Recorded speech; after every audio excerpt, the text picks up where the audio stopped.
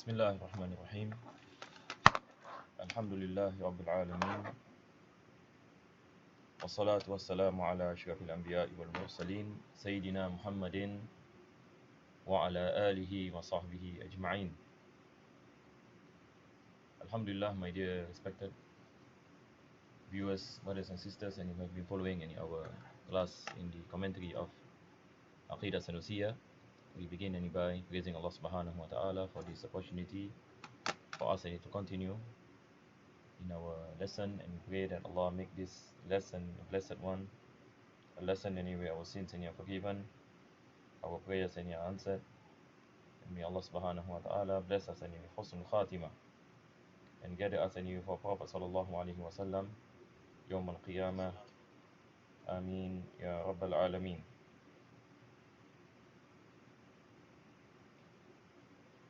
So as usual, before we start with our lesson today, we will do a bit of revision of what we covered in our last lesson last week. So we are speaking about the evidence or the proof behind the contingency of the universe, and that this universe has a beginning, and the impossibility of saying that something which is contingent come into existence without a murajjih, without an external factor, because possibilities, they can accept existence and non-existence. So there must be an external element or external anything that specifies the existence or non-existence. If it is in existence, so it shows that there is a murajjih, an external thing that brings it into existence. But to say that this universe is in existence, and at the same time there is no any external thing that brought it into existence, now this is impossible. This is impossible because it leads to the contradiction of the existence and non-existence, and as though we are saying something is the same, but actually it's not the same. So there is a preponderance, but we say that it is the same, but in reality there is a preponderance which is not the same. So this is the contradiction that the author mentioned. So maybe we take a look again before we continue. May Allah subhanahu wa ta'ala bless us with tawfiq.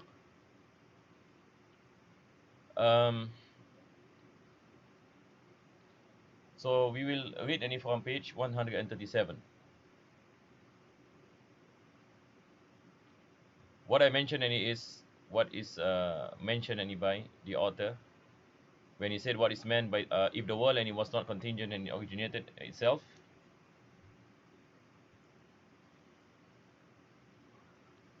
Let me get this down. Okay, no, it's okay, and we read from here.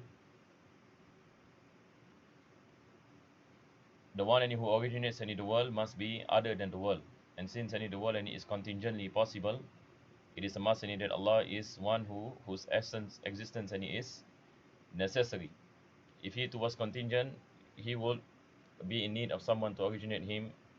Know that the first premise, that the world is contingent, requires investigation, and it is not self-evident. It calls for rational proof to establish it. The second premise, that every contingent must have an originator. Now this goes back to the argument on top, where it says the world is contingent, every contingent must have an originator. So earlier I used this external anything. Every contingent, meaning something that comes into existence after non-existence, there must be an originator that brought it into existence, because by itself it cannot bring itself into existence, as it is preceded by non-existence. Therefore the world has an originator, and he is Allah. And this is what we meant by al-murajjih, the one who brought everything into existence, and the one whose existence is necessary. The meaning of necessary is wajibul wujud. This is an existence that is necessary, and the meaning of necessary is something that does not accept non-existence. It is always in existence. This is what we call is wajib al-wujud. This is any from ahkam al-aql, yani rational any judgments. طيب, basically these are the things any that we mention. Afwan. Yeah, this is any basically any what we mentioned. Actually this is any from the afwan, this is from the ta'liq. It's not any from the matan, but yani carries any the same meaning and as what we mentioned. طيب, then we go on and need to speak any about what is meant by two things is existence and non-existence. In other words, a specific point in time as opposed to any points in time, a specific direction as opposed to other direction, a specific size as opposed to any other size, a specific attribute as opposed to any attribute. So we have any in terms any of existence and non-existence, we have any in terms any of size, we have in terms of quantity, we have in terms any of direction, we have in terms any of characteristics. These are the six, we call it any the six things any that is surrounding any the possibilities. Yani it is either in existence any or non-existence. And then when comes any to the size, whether it is something any that is big or something any that is small, whether it is in the east or it is in the west, and when it comes to direction, the characteristics, either yani it is soft or it is hard, or it is white or it is black. So all these any are the we say the accidents any compounding any this possibility. So there must be an originator, as what we mentioned. There must be an originator any who specify whether this particular mumkin is in existence any or non-existence, whether it is in the east or it is in the west, whether it is big or it is small, whether it is large or it is small, whether any it is what you call it have a specific any sifa or characteristic, or having any other any characteristic. So there must be an originator any who specifies any the mumkin, So that is why when you speak any about the irada of Allah subhanahu wa ta'ala, we say sifatun azaliyatun tukhassisul mumkina bi ba'di ma yajuzu alayhi min ijadin wa i'damin wa makanin wa jihatin wa miqdar. Yani in terms any of the existence or non-existence any of the mumkin, in terms any of the direction of the mumkin. So for example, when we look at ourselves, we are brought into existence at a particular time and a particular place, at a particular direction, and the characteristics any of our bodies, any the color of our skin, the shape of our nose, the shape any of our eyes, the shape any of our mouth, the shape any of our ears, all these any are specified. There is an originator, and we call it the murajjih, the one any who does any tarjih, why you are in existence at a particular time and not a particular time. Why are you in existence in the year, for example, 1981 or 1982?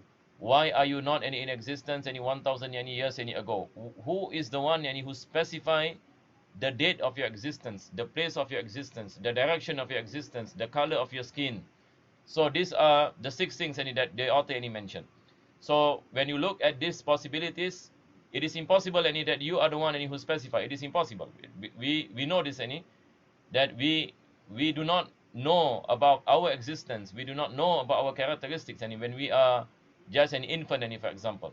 So when we grow up any, then we come to know that we are born in this particular year, that we have any these characteristics, and that we speak any a particular language and so on and so forth. So there must be something any then specifies any all these things. So this is any one any of the evidence any of the existence any of the creator, the one any who brought you any into existence. Because all these things any we are in need any of the originator, that we are in need of the mukhassis or the murajjih, and these are the terms any in Aqeedah. So these are some of the things any that we mentioned any in our last lesson. I hope any it is clear any inshallah. For those any who are following, I'm just any repeating any some any of the things inshallah ta'ala. I want any to go slow. Do not any want to rush any into things, because some of these things any are important, and especially nowadays we are in need any of this explanation and this kind any of arguments, so that any we are protected any from ideologies any that is damaging any to the creed any of al-Islam. So now when we read again, if the world any was not contingent and it originated any itself. In other words, if its existence was preponderant over its non-existence without an external cause. This is the murajjih. Tamam? Without an external cause. I hope any by now all the ones any who are following me any in the class in Masjid Abdul Razak any, for those any who are following me especially any, I hope any by now any you understand or you have understood yani what we have been speaking about. Inshallah ta'ala, this is any my hope. So basically this class and I dedicate any for those any who are attending my class. As for the rest any wallahu alam. What you call it, hopefully any everyone who follows, inshallah, may Allah make it easy. Then one of the two things that are equal in the rational mind would be preponderant over the other without an external cause. This is an example of the person who says that the universe is in existence but there is no external cause, meaning there is no creator, there is no originator, there is no murajjih. This is any mustahil. Why? Because of naqidain, the two contradictory. So I gave an example any of the balance that the possibility, existence and non-existence, and it is at par. So it is like a balance. So it cannot be preponderant without any cause. So the moment you say something is preponderant, something is preponderant, meaning there is a cause, correct or not? But to negate there is a cause that makes it preponderant, and what you call it, to say what you call it, that it is in existence and it is preponderant, it is in existence, but without the cause that makes it preponderant. So it is like saying something exists and does not exist at the same time. So that is why it is impossible. So this is the meaning of the gathering of between two contradictories. Right. So now I hope it is clear, inshallah. Now we go on into the next one. The author mentioned what is meant by two things is existence and non-existence. In other words, a specific point in time as opposed to any points in time, a specific direction as opposed to other directions. All this I mentioned already. A specific size as opposed to any other size, a specific attribute as opposed to any other attribute, and a specific place as opposed to any other place. All of these six things are in contradistinction. All this we mentioned last week. To another six. Yani either, as what we mentioned, either it is existence or non-existence. In existence or non-existence. Either it is in one particular direction or the other direction. Meaning either it is east or it is west, or other direction. Either it is small or it is huge. Either it is in this characteristic or this characteristic. So these are the mutaqabila to sit. Yani the six, what you call it, the six things and the opposites. All these are possibilities, and it is in need any of the originator or we say external cause to bring it into existence or to bring it into non-existence or to make it in this particular direction or that particular direction or big or small and so on and so forth. When applied to a substance, all of these six things with respect to other possibilities concerning them are inherently equal. This is the meaning of the balance in which I mentioned last week. They are equal. Meaning we cannot specify any possibility, either it is existence or non-existence, because it is at the same time, it is both. There is a possibility that a mumkin can accept existence and can accept non-existence. So it is the same. So the moment there is a preponderance, meaning there is an external factor that causes this preponderance. Likewise, any pertaining to direction, likewise, any pertaining to place and space and so on. So it is impossible for one of them, out of the six, to be preponderant over the others, for that would entail a gathering between two contradictories. This is the same argument that we mentioned pertaining to the existence and non-existence earlier. Tamam? Yani, for example, if I take the example of place. Earlier we gave an example of existence or non-existence. Right, now we ask the question, how come you are born in Southeast Asia, in this side of the world, and you are not born in the West, you are born in the East. You are born in the East. So there is a possibility that you are born in the you will be born in the West, or you will be born in the East, or you will be born in the North, or you will be born in the South. But what is the preponderance factor that make you to be born in the East? So there must be an external cause. So this is an example as what we mentioned as examples of existence and non-existence. So it shows that it is specified. The place anywhere you are born is specified. This is the meaning of takhsis. And the one who specify the place of existence is none other than Allah subhanahu wa ta'ala, the originator, or we say the external cause of your existence in that particular direction or in that particular place. This implies by necessity that the world has a prepondering reason. that the universe and it has a prepondering reason, and the universe now is in existence. So there is a prepondering any reason that there must be an external cause, a doer that brought it into existence from non-existence, a doer that brought it into existence from non-existence. In addition to this, all of these mutaqabilat, yani mutaqabilat any are those any six things: existence and non-existence, direction, space, quantity. All of these are sifa, and all these things any they are the mutaqabilat, and the things any that surrounds any the mumkin, that the mumkin can happen. Because the mumkin, when we say something that is possible, it can come into existence at a particular place, at a particular time, at a particular size and attribute, and all these things, and what you call it is possibilities and within any the mumkin. In addition to this, all of these mutaqabilat assume a doer who acts with choice, yani irada, takhsis. Again, yani for those any who have the kitab, write this, and this is acts any with a choice. And there is no doer other than Allah. Allah is the one who does. Allah is the originator. Allah who is the murajjih, the one who brought things into existence, the one who designed how big is this particular thing, what are the characteristics of the human beings that Allah subhanahu wa ta'ala created, and Allah has willed that he is to be born in this particular place, in this particular time, in this particular village, and so on and so forth. Through investigation and observation, we see the world is divided into substances and accidents. Now, this is going to be our lesson today. All of this we have mentioned actually last week. So now we have come into the part where the author is saying that when we look at the universe, because now we are just still speaking about the proof that the universe is contingent. Tamam. So now the author is saying, and now when you look at the universe is made out of two things. The universe, whether we speak about human beings, animals, sun, moon, everything is made up of two things.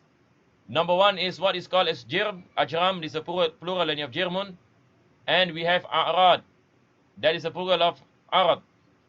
So in English we call it substances and accidents. Substances and accidents. Last week I gave the example of this cup.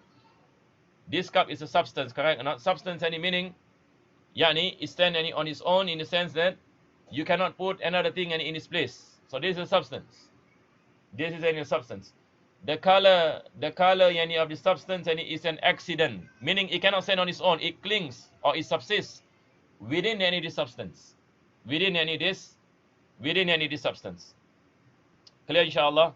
So this is a simple example of a substance and accident. Likewise, my body, myself. My body is a substance. The color of my skin is an accident. The movement of my hand is an accident. Arad. My health and sicknesses is an accident. So, meaning there is no such thing as color that stand on its own, because color only subsists in a substance. So it is an accident. So we have to differentiate between what is a substance and what is an accident. So the universe and all of its contents is made up of two things: substance and accident. And the thing is that you cannot find a substance without an accident, and you cannot find an accident without a substance. Impossible. Meaning you cannot imagine that something is only a substance without an accident. For example, even if a person said there is no color for example, just now earlier I gave the example of color. What about the size of this cup?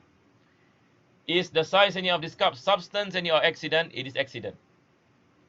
The design of this cup is such, it is an accident.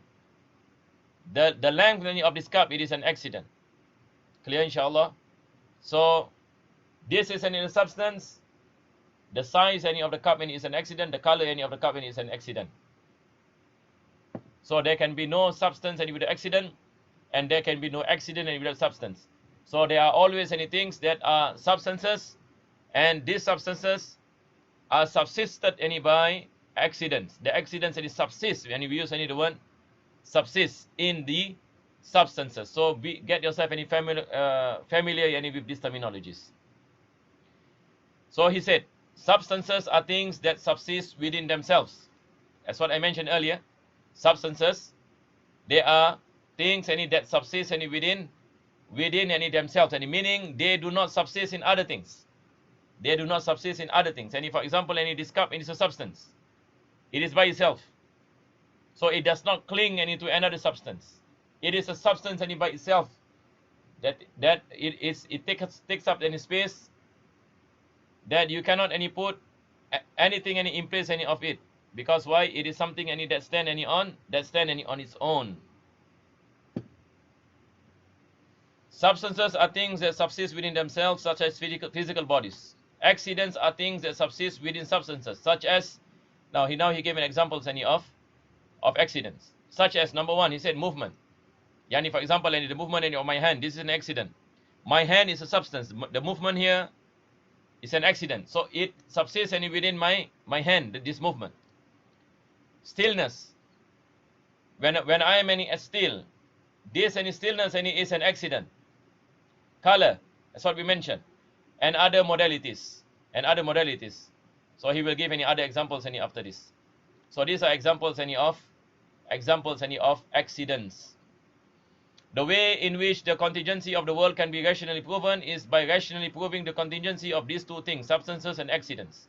So since any we say that the universe any is made up of substances and accident, so the way to prove the contingency any of the universe is to prove that the substance is an accident and the substance any is contingent and the accident any is also any contingent. If you can prove substances are contingencies and accidents are contingencies, you'll be able any to prove that the universe any is contingent. Why?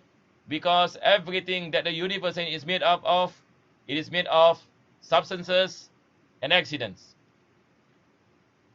This is how we prove the contingency of the world, because there is nothing other than these two. Nothing other. Yani it is either jawhar or arad. In Arabic we call it jawhar, arad. Either it is substances or it is an accident. So there is no three to it. It's only any two things when it comes any to the universe. And then he mentioned the rational proof that substances any are contingent is that every substance is linked with contingent and ever renewing accidents such as movement, stillness, gathering and separation. So now the author he starts off by speaking about substances. Jawahir. Earlier I mentioned that there is no such thing as a substance without accident. Mustahil. It is impossible. No matter how small the substance is. Even today we speak about atom. Even today when we speak about atom, today for example any scientists are saying that the atom is made up of the nucleus, and then we have the protons and the electrons, correct or not? Type the electrons is moving. The electrons is moving. This is an accident. The size of the atom itself, the size is an accident. So even any atom to the smallest any substance, we say there is an accident to it, because it is impossible to imagine you have a substance without any size. You have a substance without any stillness or movement. Can you imagine? Can you imagine something that is in existence but neither it moves or neither it is in stillness? Impossible. Either it is moving or it is in stillness. So when we say it is moving, this is an accident. Or we say it is in stillness, it is also an accident. Or we say it is small thing. Now this is also an accident, because any size of things are all considered to be accident. So it is impossible to imagine that there are substances without any accidents. So now the author is saying, since you understand that this universe are substances, then there must be accident that subsists within these substances. And the fact that all accidents are contingent without any differences amongst the intellectuals. All accidents are contingent. Even when you ask any atheists today, those who learn what you call it about this sciences for example, they claim that accidents are contingent beings. Accidents are contingencies. But they might be saying that substances are pre-eternal. Some of them believe that the universe is pre-eternal. The universe has no beginning. Some people believe so. some people and he believes and that the universe and is contingent.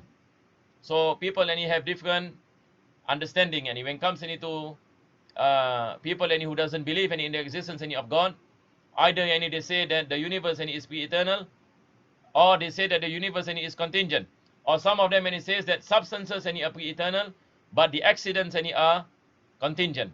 So the author and is going and to speak and about the explanation and behind any some any of these claims. So the first thing and he said that the substance is linked with contingent and ever renewing accidents. So when you say that the accidents any are contingent, the accidents any are contingent, how any we understand accidents any are contingent? So he gave an example. He said ever renewing accidents such as movement, such as any movement. So for example, if you have any a substance any that is moving, yani you have any substance that is moving. So this movement is an accident, and this must be contingent. It is impossible that it is be eternal. Why? Because movement in itself and it is ever changing, ever changing. And if, for example, and now I'm moving in my hand, so I'm moving any from one place and to another place, so it changes, correct or not? It changes. So this concept any of change is one of the evidences and proof that it is contingent, that it is any contingent. That is why nobody any will disagree when we say that accidents any are contingencies, because it is subjected any to change. Stillness and movement, gathering and separation, gathering and separation. What is any the meaning? Gathering any meaning, it is compounded. For example, my body is made up any of substances, correct or not? Yani I have any my head, my hand, the cells any in my body. It is gathered. Yani it is compounded yani to form any this body. So this is any the meaning any of it is gathered. But for example, and if I say me and you, are we gathered together or are we separated? We are separated. So substances, sometimes any it is what you call it, it is made up any of compound any substances, and it is gathered any with other substances, and sometimes in substances any they are separated any from any each other. So this is any an example any of an accident, a characteristics any of the substance any itself. These four accidents are called the four things any akwan, that all substances are what you call it made up of. Meaning, if you have any substance, either it is moving or not moving, either it is gathered or separated. So you can all any substances cannot any go away any from these four accidents. Either it is moving any or not moving, either any it is gathered or it is any separated. Clear yani inshallah. So this is an example that all any substances are they are accidents that subsist any within them, and these four things subsist within all any substances any that you can think of. So our ulama any call it al-akwan. Yani these are the accidents any that subsist any within any all forms any of substances. And a substance cannot free from any one of them. Meaning you cannot any imagine a substance that is not moving or moving at the same time. Can you imagine? Yani can you imagine something that is not moving and not in still at the same and not in still? Impossible. Impossible. Human beings, sometimes any we are moving, sometimes any we are not moving. Correct or not? The stones. Even any if you assume any that the stone any does not move, then from the time when it is created, it doesn't any move. So it is any in still. So it is an accident also. Because why? Stillness itself any is what you call an accident.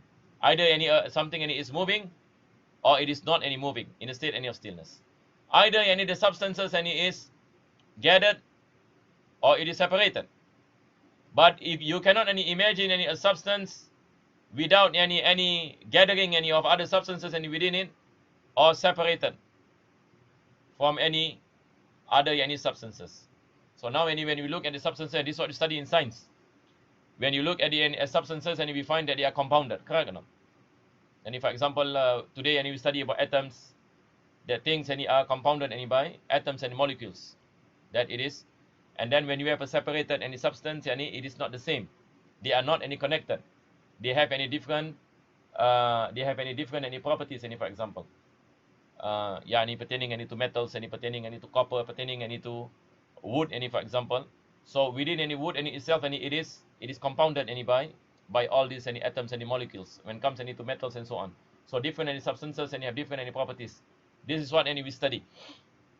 So substances are basically they are gathered, and at times any they are separated, and when it comes any to substances that have different characteristics.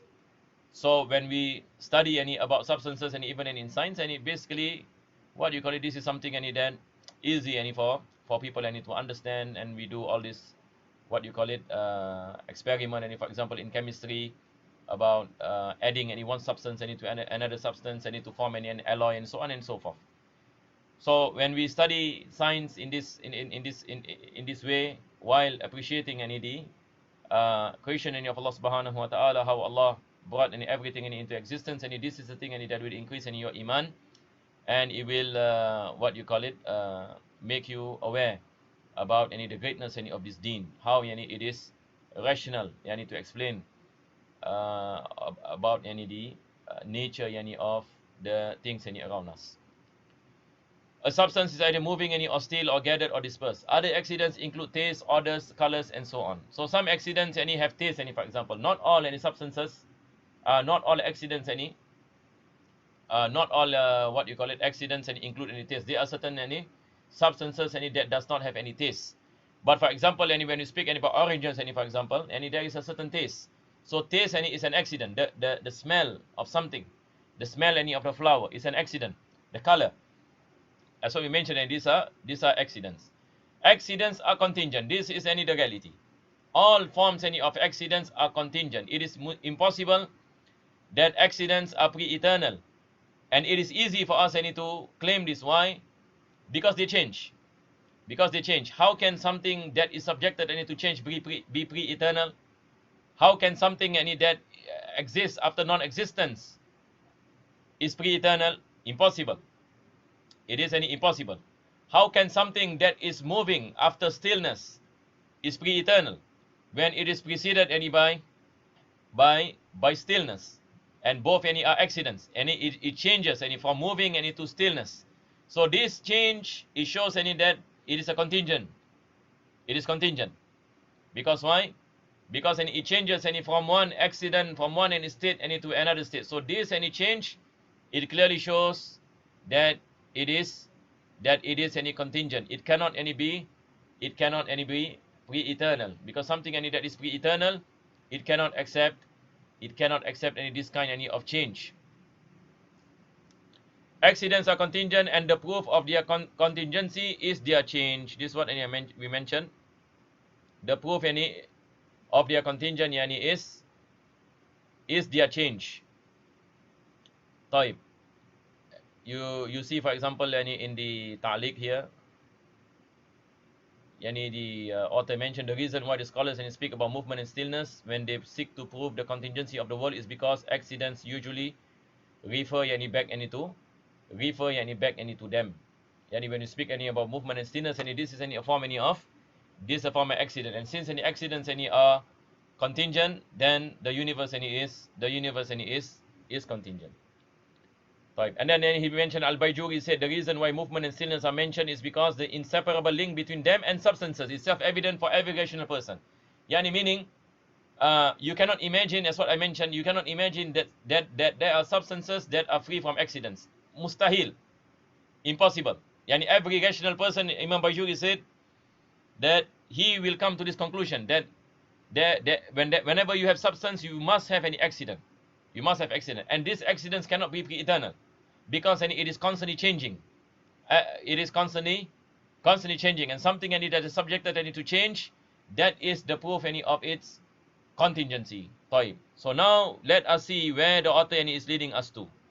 This is very, very important to find any disconnection about substances and accident, and the fact that accidents is contingencies. Now later he will go back to speaking about the substance. So he said a shall be discussed, and is discussed, and meaning he will explain about why whenever there is a change it must be contingent. Later coming. The substance that is linked with it is also contingent due to its link on it. So now the thing is this. So I hope those who are listening can pay attention to this. This is what basically the author is trying to get into. طيب. Now we say, for example, that this cup is a substance and an accident. The movement of the cup is an accident. The movement of the cup is an accident. The size of the cup is an accident. The color of the cup is an accident. And all accidents are contingent. When all accidents are contingent, the substance must also be contingent. Why? Because they are inseparable. If the accidents are contingent, the substance must also be contingent. It cannot be pre-eternal. It must be contingent. Because you cannot imagine a substance without an accident. So if the accident is contingent, the substance must also be contingent. So this is the rationale behind what the author is saying. So clear inshallah. So you can read up the ta'liq here. The author mentioned for example the premise that whatever is linked into a contingent is itself contingent is an extremely strong proof. It has been established by observation and rational thought that substances are linked with accidents, and it has been established that accidents are contingent. So in other words, every accident has a beginning and a first that did not exist prior to it. Since it is impossible for a substance to exist with accidents, it is almost as if its own existence is conditioned upon the existence of accidents. And since accidents are contingent, it follows therefore that the existence of substances is conditioned upon something contingent. Anything that has its existence preconditioned on the existence of something that itself is contingent must be too contingent. Clear inshallah? If we say accidents are contingent, and accidents and substances must have any accident subsist in it, then the substances must also be contingent, because it is impossible to say that the accidents are contingent while the substance is pre-eternal.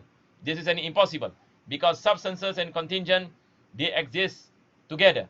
We say the accidents subsist within the substance. With this we can establish the contingency of substances, and this is what you call it, something that is established in our Aqeedah, that we say that the world is contingent, and the reason is that accidents are contingent, then substances must be contingent.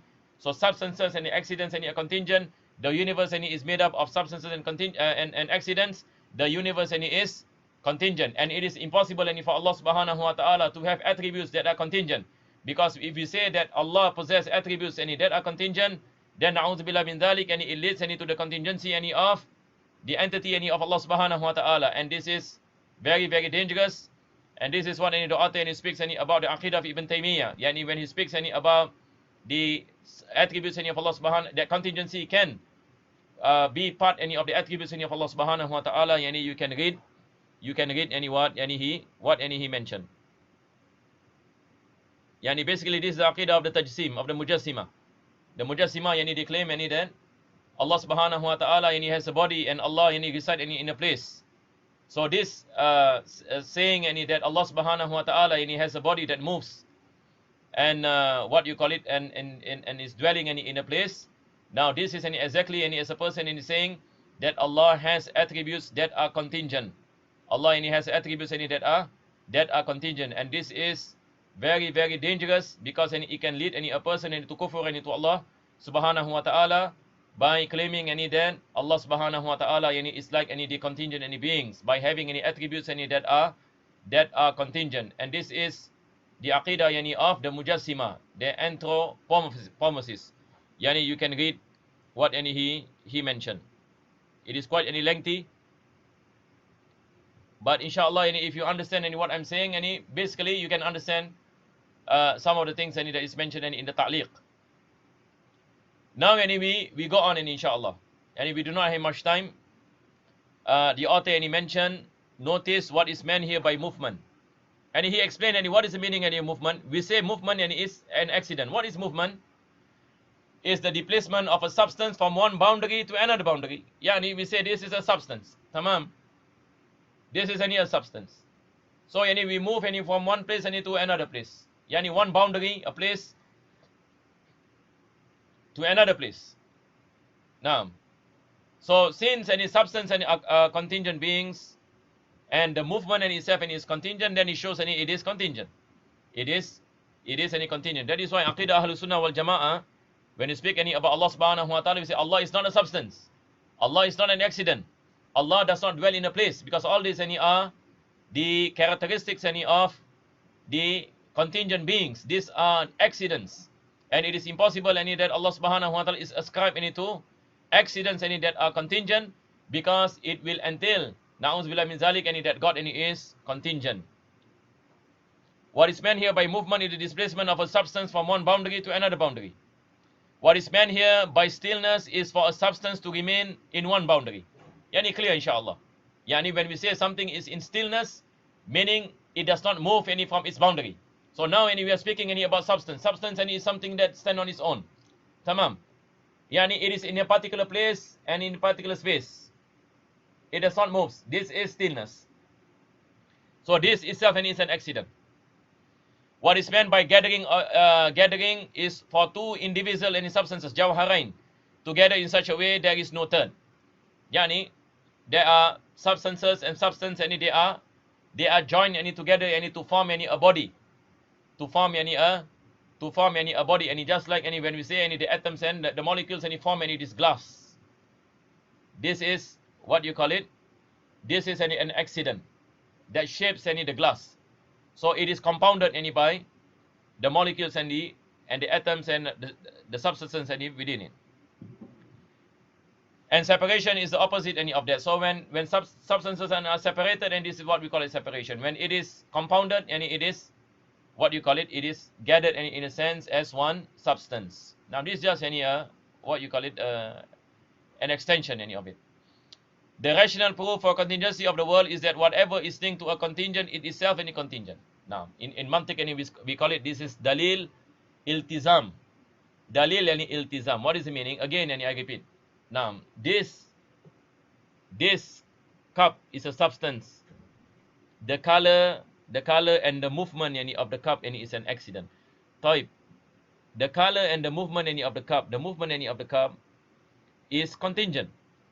So nobody can refute this, and no rational person can say this movement is pre-eternal. How can this movement be pre-eternal when it is changing every time?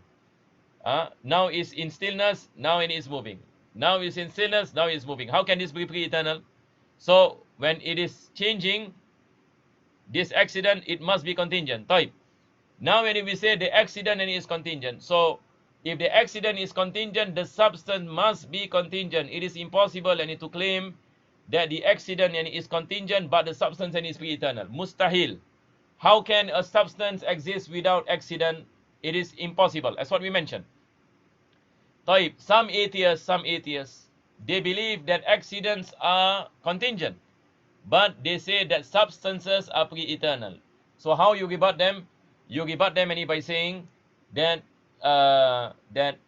accidents, we agree with you. Accidents are contingent.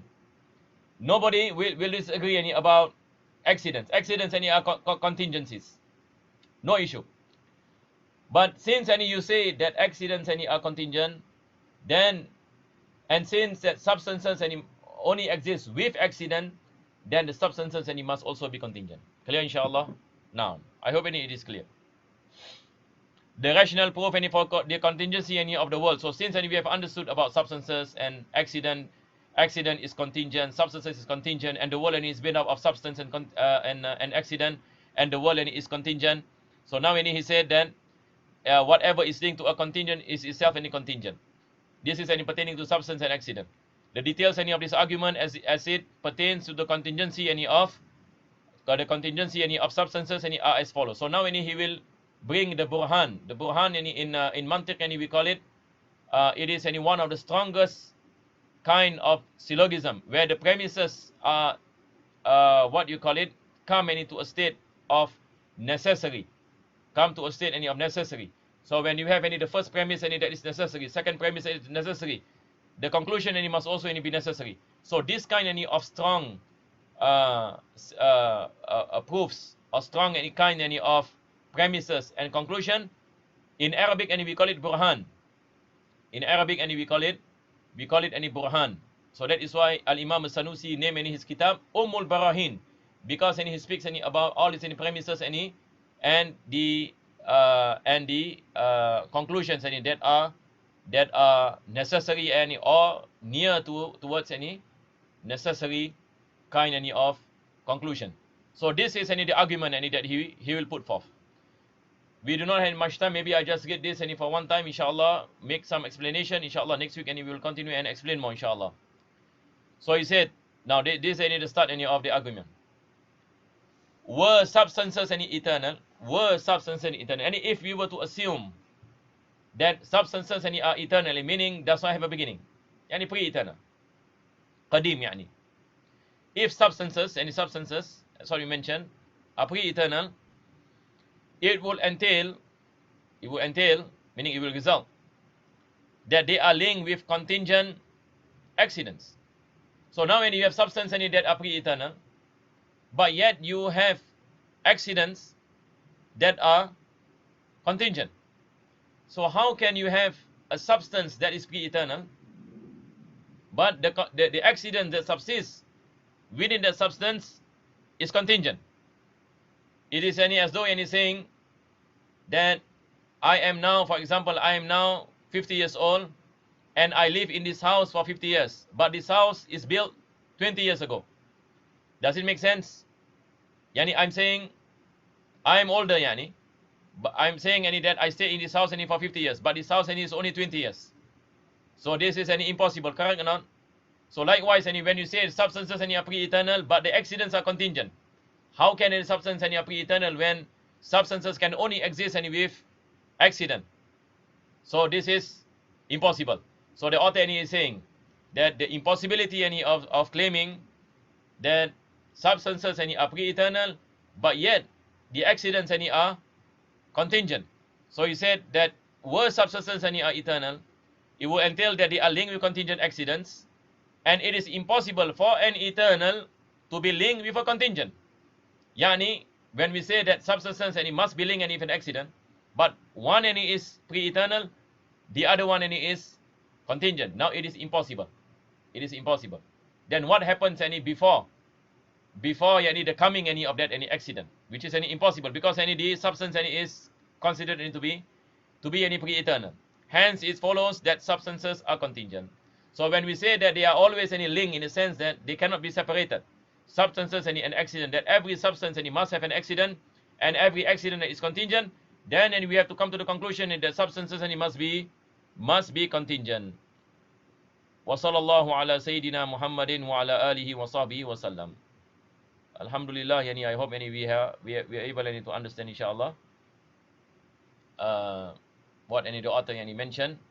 Inshallah, next week any will enter into this part where he said the rational proof for the contingency of accidents is our observation of their change from non-existence any to existence. So when there is a change from non-existence any to existence, it shows that it is contingent. Clear?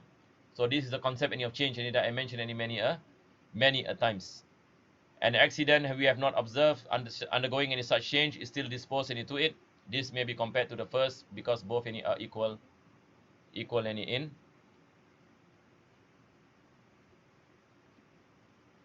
in that they share in the basis any of substance.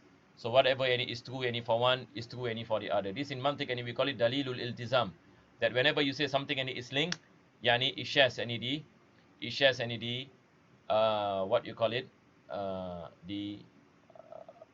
the attributes or the characteristics. So when we say that the accident is a contingent and it is linked any with the substance, and the substance any must also any be contingent. So for those who have the book, I will recommend you read the ta'liqat. If you have any questions, and inshallah, you can ask. Read the ta'liq, and when you are free, all these things, all these things that you see in your kitab. It is important, especially nowadays. And for example, we are what you call it, we are surrounded by a lot of these ideologies, on our, what you call it, on our aqidah, that can lead us to astray. Not only astray, to even to reach to a state of apostasy and kufr. Na'udzubillah min dhalik. So it is important that we strengthen ourselves with these knowledges. I will just take a look at our WhatsApp group to see if there is any questions from our class. There is one question here. Ya Ustaz, how about the argument where some people are saying that the world has always been in existence, like wajibul wujud? How do we counter this argument? Now, this is what we mentioned earlier. Now, if a person says that the world is pre-eternal, there are people who claim, for example, the philosophers last time, they say that al-alam qadim, that the world is pre-eternal, meaning the world has no beginning. The world has no beginning. The world is just wajibul wujud. That's what the question asks. That does not accept any non-existence. Now this is impossible. Why it is impossible? Why it is impossible to say that the world has no beginning? As what we mentioned, the world that we are speaking about is made of two things: substances and accident. Right now we say accidents are contingent. So when we look at the world are substances and accidents. So when you say that substances and accidents are always linked and it cannot be separated, and you understand that accidents must only be contingent, it is impossible the accidents are pre-eternal. Nobody of the rational mind, and we are speaking about people who possess intellect. We are not speaking about people who are totally ignorant and follow their desire, like everything can. No, we are speaking about people who possess who thinks rationally. Can an accident be pre-eternal? You will find that no one claim that accident can be pre-eternal. So even if a person says that accident, why not any accident if it is easy to rebut? Something when we say an accident, for example, when an accident is ever changing, when it comes to movement and stillness, and that's what we mentioned. When it comes into movement and stillness, initially it is in stillness, then it moves. It shows then this particular thing has a beginning, because it is engulfed with this accident. So when you understand that accidents are contingent, that accidents that subsist in substances, they are contingent in terms of its movement and in terms of its what you call it, color, in terms of its size, in terms of its direction, that there must be an initiator, as what we mentioned, that there must be an external effector that initiate the size of a particular substance, or the size of a particular substance, the color of a particular substance, the smell of a particular substance. What else? The existence of a particular substance. So there must be an initiator, as what we mentioned. Correct or not? We speak about al-murajjih, that whenever you have an accident, whenever it change, there must be an originator that cause the change. So it shows that these accidents are contingent. So when you understand that the accidents are contingent, the substances which it subsists in must also be contingent. So this is the proof that the universe is contingent. It is impossible to say that the universe is pre-eternal, because it is subsisted by accidents, and accidents are proven. As what we mentioned, we use the principle of tarjih, correct or not? The murajjih, that's what we mentioned, the external effector. That's what we mentioned in the beginning of the class of this chapter. So these are evidences to prove that the universe has a beginning. Alhamdulillah. So inshallah we will stop here, and we'll continue next week. Wa sallallahu ala sayyidina Muhammadin wa ala alihi wa sahbihi wa sallam. Walhamdulillahi rabbil alamin.